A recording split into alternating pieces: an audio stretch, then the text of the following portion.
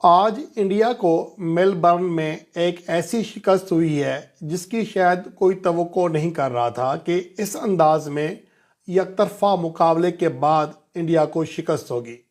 गो के 340 रन का टारगेट एक ऐसा टारगेट है जो कि मेलबर्न में चेस करना बहुत ही मुश्किल है, लेकिन उसके जवाब में आधे से भी कम टोटल पर आउट हो जाना ये यकीनन बहुत बड़ा सेटबैक है इंडियन टीम के लिए। इंडिया के मेन बल्लेबाज रोहित शर्मा और विराट कोहली जदोजहद कर रहे हैं, उनसे रन्स नहीं हो पा रहे हैं और आज भी ये दोनों बैट्समैन नाकाम रहे, जिसकी वजह से इंडियन टीम के लिए तीसरी आईसीसी वर्ल्ड टेस्ट चैंपियनशिप के फाइनल में जो पहुंचने की उम्मीद है वो लगभग ख़त्म हो चुकी है।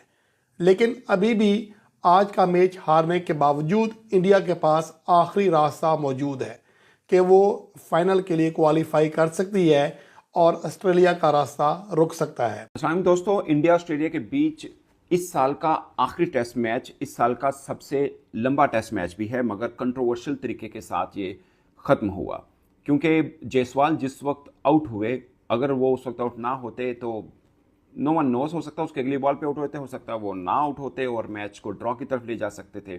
बट पॉइंट इज के मैच ड्रॉ होता या कोई भी जीतता या कोई भी हारता, क्या वो डिसीजन एक की डिसीजन था या नहीं था? तो वो जवाब है कि बिल्कुल था। और बहुत से सोशल मीडिया के ऊपर चल रहा है दोनों तरफ का।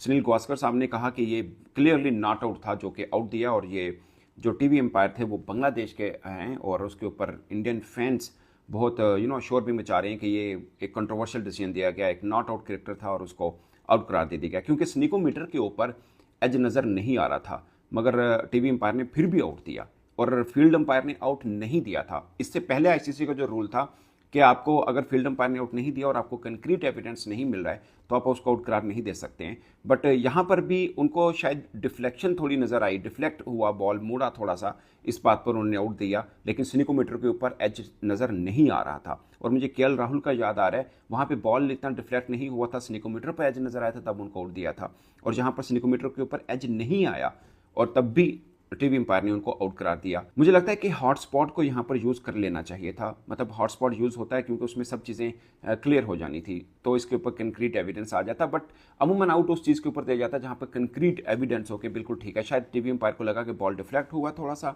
ग्लव से लग के मुड़ा है, तो इसलिए उनको आउट करा दिया गया। बट एक कंट्रोवर्शियल डिसीजन है जिसके ऊपर मुख्तलिफ राय चल रही हैं, कोई इसको ठीक भी कह रहा है, मगर मेजोरिटी जो तादाद है इसको गलत करार दे रही है कि ये आउट नहीं थे और जिनको आउट दे दिया गया। उसके बाद आकाशदीप आउट हुए थे, उसके ऊपर भी थोड़ा शोर मचा। आकाशदीप ने कहा कि वो उनका एज नहीं हुआ, मगर वहाँ स्निकोमीटर ने एज जरूर दिखाया था, इसलिए एम्पायर ने उनको भी आउट करा दिया गया। मगर इस टेस्ट को ओवरऑल आप देखें तो इसमें दो खिलाड़ी इंडिया की तरफ से नुमाया नजर आए हैं, एक जायसवाल, दूसरा जसप्रीत बुमराह। जसप्रीत बुमराह के ऊपर बहुत से लोग बात करें, बट जसप्रीत जायसवाल की बात करें तो बैटिंग साइड के ऊपर वो काम कर रहे हैं जो बॉलिंग साइड के ऊपर जसप्रीत बुमराह कर रहे हैं। अब पहला पर्थ टेस्ट आपको याद होगा 160 प्लस उन्होंने रन्स किए थे, उसके बाद थोड़े फीके हुए और इस टेस्ट मैच की दोनों इनिंग्स में एक में 82 एक में 84 रन्स किए। क्या बोलूं मैं, जब आप जीतने के लिए खेलते हो तो आप ड्रॉ करते हो, जब आप ड्रॉ करने के लिए खेलते हो तो आप मैच हारते हो। अब आप खुद ही बता दें कि आज इंडिया क्या खेल रहा था, इंडिया किस चीज के लिए खेल रहा था। साफ दिख रहा था कि भारत चेस करना चाहता ही नहीं था, भारत इस मैच को ड्रॉ करना चाहता था। जब आप रोकते हो तो फिर जो बॉलिंग साइड होती है ना, वो आपके ऊपर हावी हो जाती है, क्योंकि उनको पता होता है कि अब आप जीतने के लिए तो खेल नहीं रहे और आपको प्रेशर होता है हर बॉल रोकने का, और वो जो बॉल होती है वो खतरनाक बन जाती है। लेकिन जब आप अटैकिंग क्रिकेट खेल रहे होते हो, जब आप जीत की तरफ जा रहे होते हो, तो फिर जो सामने वाली टीम होती है ना, एक टाइम ऐसा आता है कि उनके हाथ पांव फूल जाते हैं, उनको बॉलिंग समझ नहीं आती और वो अन्नेवा बॉलिंग करते हैं, और इसमें क्या होता है कि आप लोग जो हैं वो उनके ऊपर हावी हो जाते हो।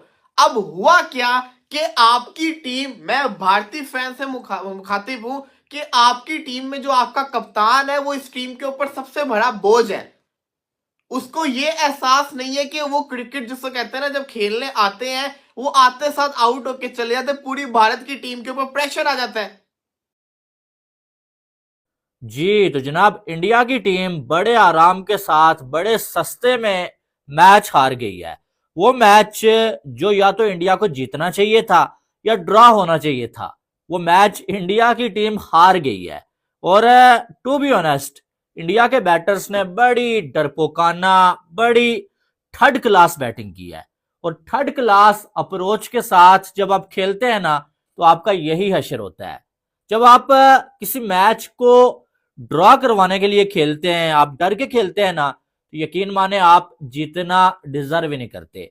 इस मैच का जो बेस्ट रिजल्ट आना था ना इंडिया की बैटिंग के बाद, वो यही था कि आप जो डर के खेलेंगे, आपके फैंस सुबह 4 बजे से जागे हुए हैं भाई कि हमारी टीम रन चेस करेगी भाई, दिलेरी के साथ खेलेगी, और आप आते हैं भाई पहले बॉल से लेके आप इंटेंट ही नहीं शो करवाते। पहले बॉल से लेके ऐसा लग रहा होता है कि आप ये मैच जीतने के लिए खेल ही नहीं रहे हैं, बल्कि आप इसको ड्रॉ करवाने के लिए खेलते हैं।